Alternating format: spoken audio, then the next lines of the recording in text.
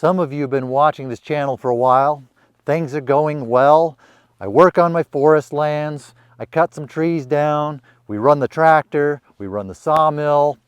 Everything is going along just fine when all of a sudden, out of the middle of nowhere, this ranch shows up.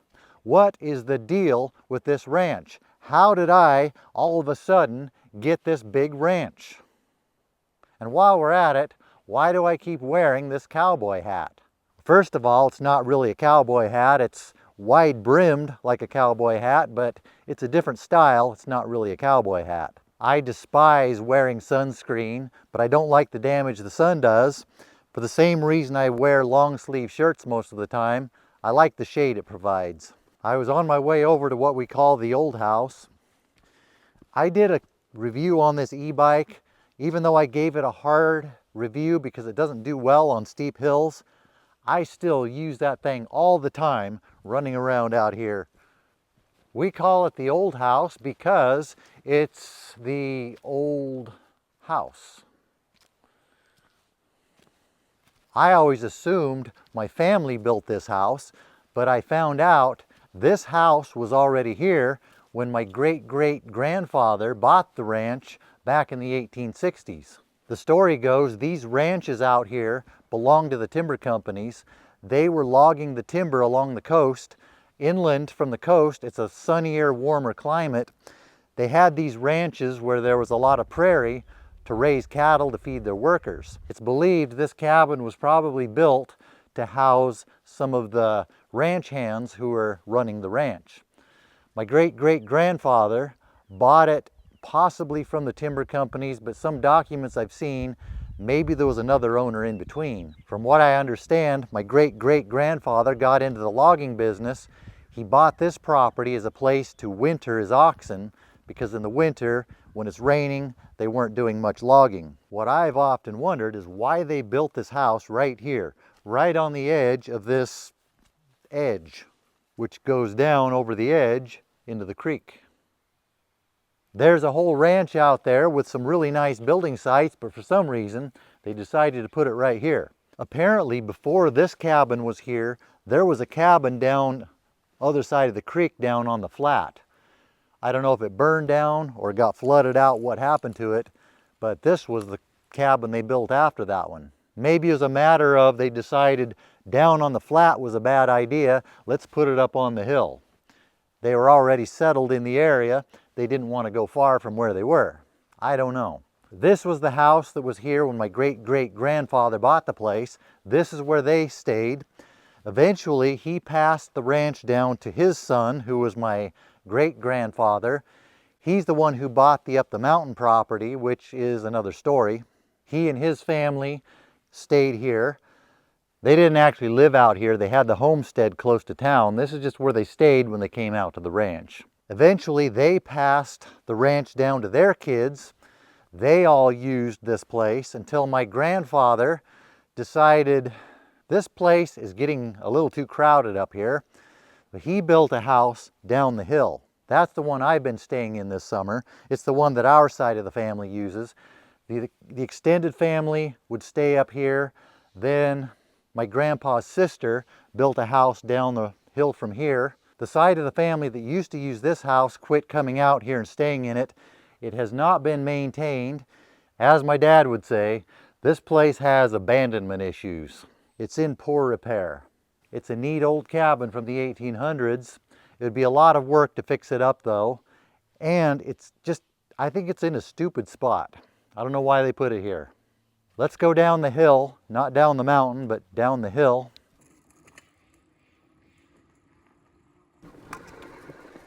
Why didn't they build it here? There's a nice flat spot here.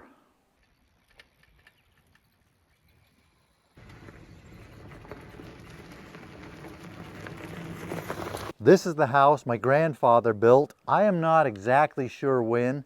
The old part, over 70 years. This larger part was built on later, maybe in the 60s, I'm not sure. This is, well, aside from having a roof that's flatter than it should be, this is the nicer house on the place. Some of you have seen the porch. This is one of the nice features of this place. It's on the east side of the house, so it gets morning sun, but it doesn't get the hotter afternoon sun. Down here, we have the pool, concrete in-ground pool. When my grandfather built this pool, this was just supposed to be the deep end. It was supposed to come up and extend out. But it's one of those projects he never got around to finishing. He ended up just bending over the rebar until he could get around to it again. He never did get back to it, but for over 70 years, this is the way we've used it. Several generations of us. I've been recently having a problem here. The cows have been coming into the yard to eat the apples that fall off the trees. I don't care about that. They can have the apples. Then they come over here with their slobbery, appley faces dripping with slobber, come over here to get a drink. Then I end up with a sheen of cow slobber on the pool. I almost got into an altercation with one yesterday over this very subject. No, cow, no, I don't want you slobbering in the pool. I just put new water in it because there was a sheen of cow slobber on it. If you want a drink, go down to the creek. It's just right there. It's better water anyway. The cows keep slobbering in the pool. Cows and bears are the reasons why I can't have nice things. I told my dad the cows keep slobbering in the pool. I don't want to swim in cow slobber. His only reply to that was, you just need to lower your standards. The pool, the porch, the house, these are all nice, but so is the ranch part of the ranch. Although the wildlife can be a little bit sketchy at times, a few weeks ago I almost got attacked by a young fawn.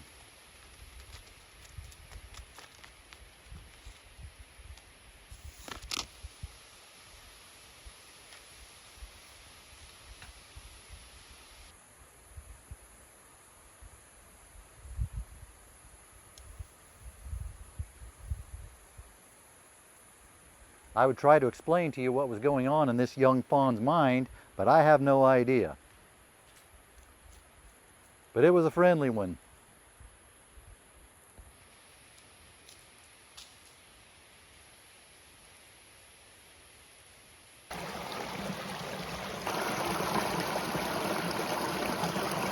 This is where I learned how to fish. As a kid, when we would come here, I would come down here just about every day, go up and down this creek, catching the pan-sized rainbow trout that are in here. All natural, delicious, much better than the hatchery trout you find in the lakes.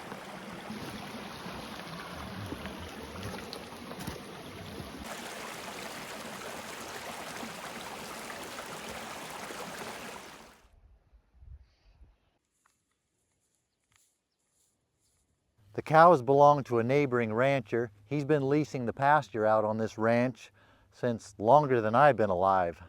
Our family hasn't been in the cattle business since, well, ever since I've known them anyway. Aside from leasing the pasture out, my grandfather had a lot of stories about this place. From the time he was a baby, before he could even remember, they used to pack out here from town, the homestead close to town, on horses and mules. His dad, my great-grandfather, never did learn how to drive. He preferred just to stick with the horses and the mules. It was an all-day pack trip for them to get out here. But this was a big part of my grandpa's life until he just got too old to be here. He had a lot of stories about this place. Over here is what we call Round Rock. The reason why we call this Round Rock is because, well, it's because it's a round rock. Seemed like an appropriate name. As you might be starting to figure out by the story, I did not get this ranch all of a sudden. Actually, I did not get this ranch. My great-great-grandfather got this ranch. It's been passed down through family members, and the family's been able to hold on to it since the 1860s for all of us to enjoy. And we are very fortunate to have this.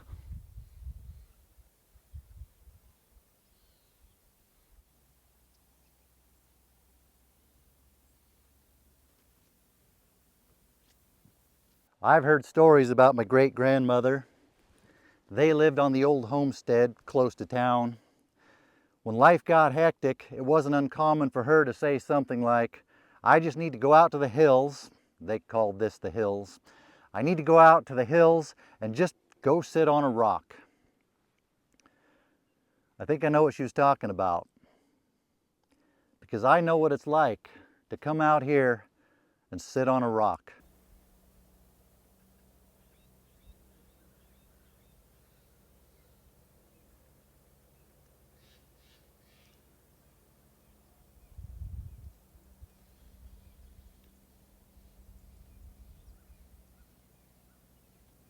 One, maybe two of the family members who own this place want to keep it.